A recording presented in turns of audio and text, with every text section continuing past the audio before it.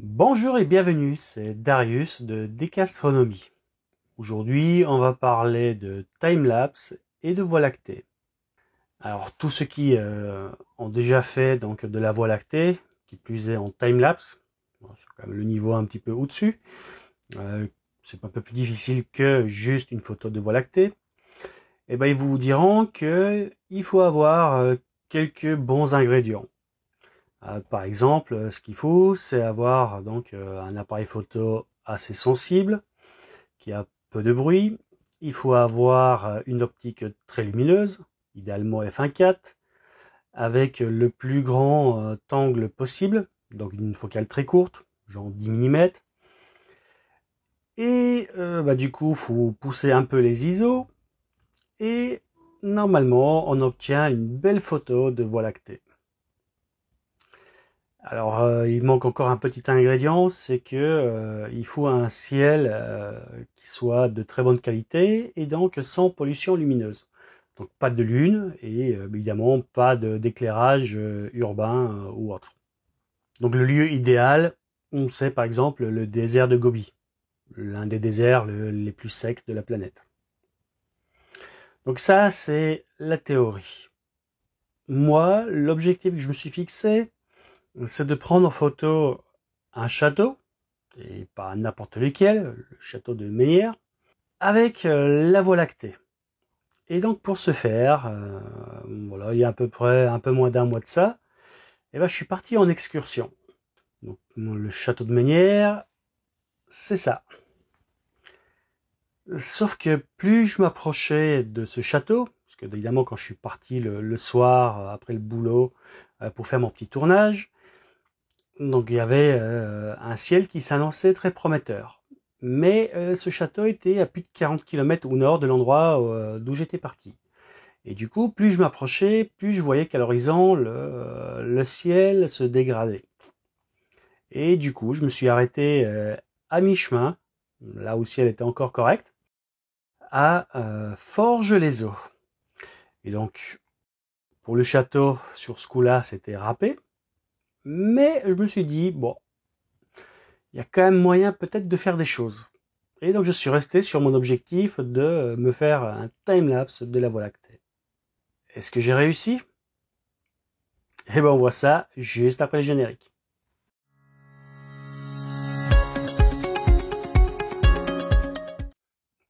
Alors petite parenthèse, à Ménière, en Bray, je suis retourné un peu plus tard. Et j'ai pu faire mon petit tournage. Mais aujourd'hui on va parler des Forges-les-Eaux, qui, voilà, c'est une petite ville de 4000 habitants, qui est célèbre pour sa petite supérette Casino, et la maison de la famille Adams. Mais aussi pour, et avant tout, depuis des centaines d'années, pour son eau ferrugineuse et son centre thermal.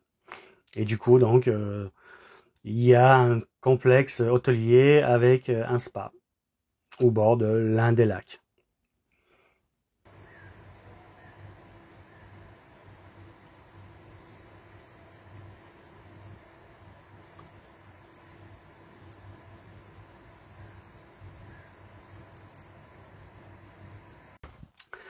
Bon, donc là comme ça, quand on regarde le casino, quand on regarde le spa et les environs de ce spa, donc par exemple, c'est voilà ces abords là.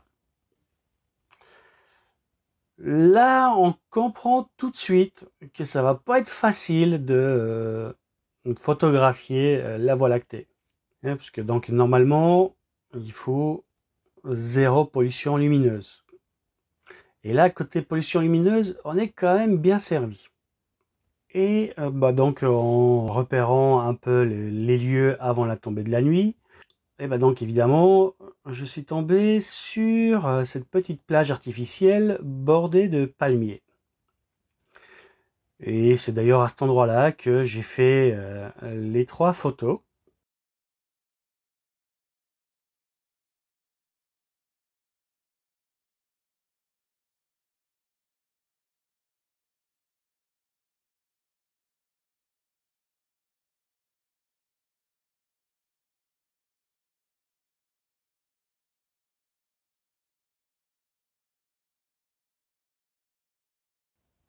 qui ont servi à faire cet épisode-là.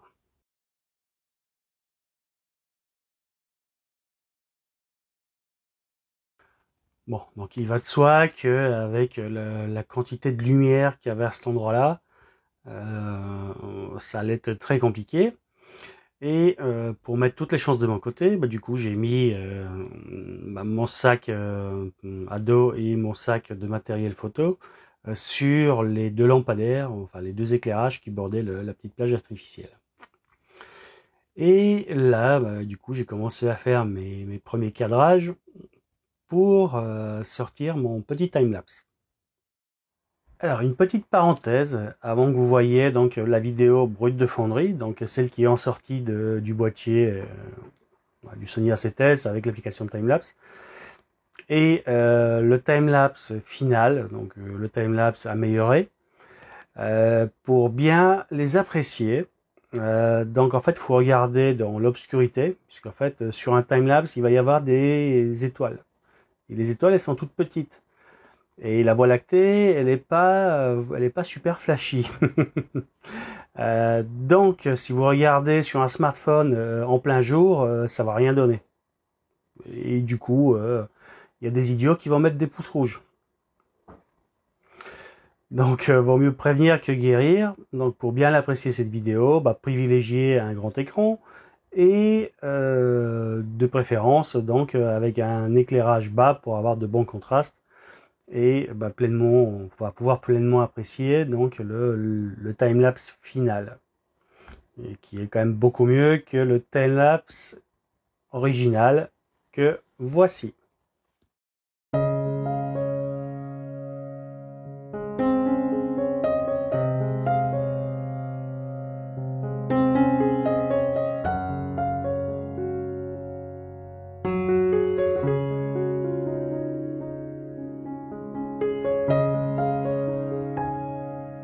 Et donc évidemment, quand j'ai vu que sur les premières photos, on arrivait quand même à voir la Voie lactée, bon, j'étais quand même confiant pour le timelapse. Alors petite parenthèse, comme on peut voir, donc c'est de l'éclairage incandescent, donc une lumière bien jaune. Et du coup, voilà, quand j'ai fait mon petit timelapse, la balance des blancs était, voilà, donc je la mets jamais en automatique, je la mets toujours donc en manuel. Et là, je l'avais laissé avec mon réglage par défaut, qui était donc réglé sur du fluor. Et donc forcément, avec un éclairage très chaud, enfin le fluor est plutôt froid, enfin, l'éclairage au fluor est plutôt froid, et l'éclairage avec des lampes incandescentes est plutôt très chaud. Et du coup, ça a fait des arbres qui étaient plutôt jaunes. Mais vous allez voir que j'ai pu retraiter toutes les images brutes pour corriger tout un tas de problèmes qu'il y avait sur les photos, comme le vignettage et donc évidemment la balance des blancs. Alors, avant avant que j'évoque et que le timelapse final et voilà comment je l'ai obtenu. Donc petit rappel, j'ai utilisé mon Sony A7S avec un objectif voilà 18 mm de focale. Donc c'est pas forcément voilà, c'est du grand angle, c'est bien, mais voilà, il est juste ouvert à f2.8. Donc par rapport à l'objectif idéal f1.4, là f2.8 on n'est déjà pas terrible. Et comme à pleine ouverture il y a plein d'aberrations, et pour limiter un peu ces problèmes, je l'ai fermé à f3.5. Donc la fermeture, donc ou l'ouverture, c'est voilà au niveau des diaphragmes qui est à l'intérieur de l'objectif. Et donc là, j'étais à un rapport FD de 3,5. Et donc voilà, le Sony A7S permet de monter à 400 000 ISO. Je me suis juste contenté de 6400 ISO. Bon, voilà pour l'aspect un peu technique de la prise de vue. Et une fois toutes ces acquisitions obtenues, je les ai passées à la moulinette dans Lightroom et j'ai pu en sortir 2 timelapses. Alors pourquoi 2?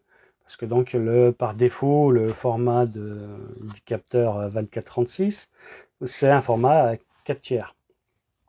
Et sur les vidéos, sur YouTube, je mets toutes les vidéos en 16 neuvième. Donc du coup, j'ai fait voilà, une première vidéo avec un cadrage plutôt en bas et la même avec un cadrage complètement en haut.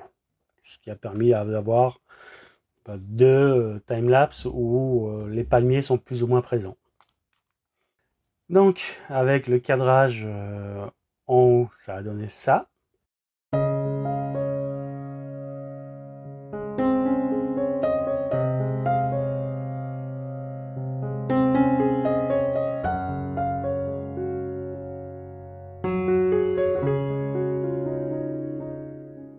Et avec le cadrage en bas, ça a donné ça.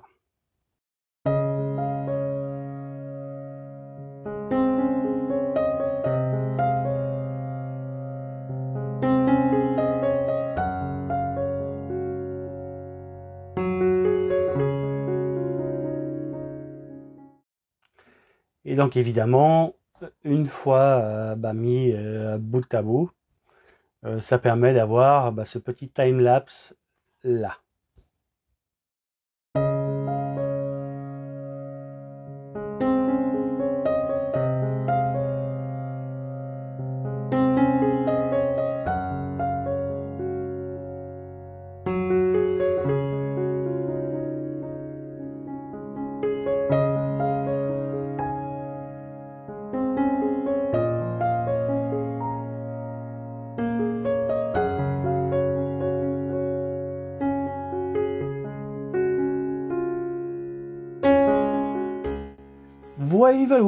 Voilà, c'en est fini de cette vidéo. Bon, pendant 2 mois et demi, j'ai pas sorti beaucoup de vidéos, donc forcément les stats de la chaîne sont pas très bonnes. Donc n'hésitez pas à regarder ou à revoir certaines de mes vidéos de bout en bout pour améliorer un peu les statistiques. N'hésitez pas à liker cette vidéo, à mettre un maximum donc du coup de pouces bleus, de commentaires. Donc pour l'instant, voilà, j'ai beaucoup de vidéos en retard. J'ai pas forcément le temps de répondre à vos commentaires, mais rassurez-vous, ils me font très plaisir et je prends la peine de tous les lire. Donc voilà, c'est un très bon moyen de soutenir la chaîne. N'hésitez pas à partager mes vidéos sur les différents groupes Facebook dédiés à l'astronomie ou timelapse. Et on se dit à très bientôt pour de nouveaux épisodes. À la prochaine. Ciao.